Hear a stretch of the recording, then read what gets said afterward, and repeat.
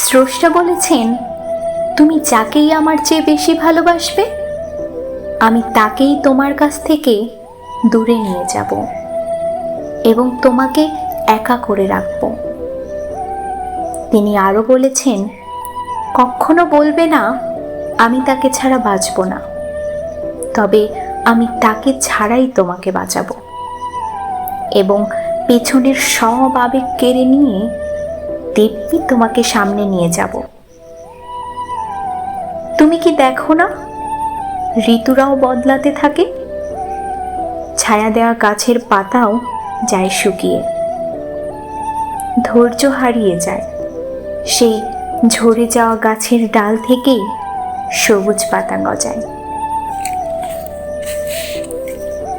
তুমি কি দেখো না তোমার স্রষ্টারে নিদর্শন, যে মানুষটাকে তুমি নিজের অংশ ভাবতে, সেই মানুষটাই একদিন অচেনা হয়ে যায়, তোমার মন ভেঙে দেয়, এমনকি তোমার বন্ধু শত্রুতে পরিণত হয়, আর শত্রু পরিণত হয় বন্ধুতে। যে মানুষটাকে নিজের জীবনের চেয়েও বেশি ভালোবাসতে, সেও প্রতারণা করে। তবে তুমি কেন স্রষ্টা বিমুখ হয়ে মানুষকে ভরসা করো? অদ্ভুত এই পৃথিবী। যখন তুমি ভাবো এটা হবে না কখনো, পরক্ষণে সেটাই হয়। সেটাই হবার নয় কি? তুমি বলো আমি পড়বো না, অথচ তুমি পড়ো।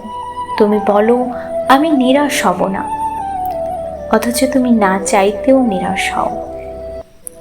তুমি বলো আমি বিস্মৃত হব না, অথচ তুমি রোজ বিস্মৃত হও। এবং সবচেয়ে বিচিত্র বিষয় হচ্ছে, তুমি বলতে থাকো আমি মরে গেছি, অথচ তুমি বাঁচো, অথচ তুমি বেঁচে থাকো। তোমার স্রষ্টা তোমাকে বাঁচায়, তোমার স্রষ্টা তোমাকে বাঁচিয়ে রাখে। কোনো কিছুই দীর্ঘস্থায়ী না আসলে, না কষ্ট, না দুঃখ, আর না ধাক্কা। একটা সময় পর সব ঠিক হয়ে যায়।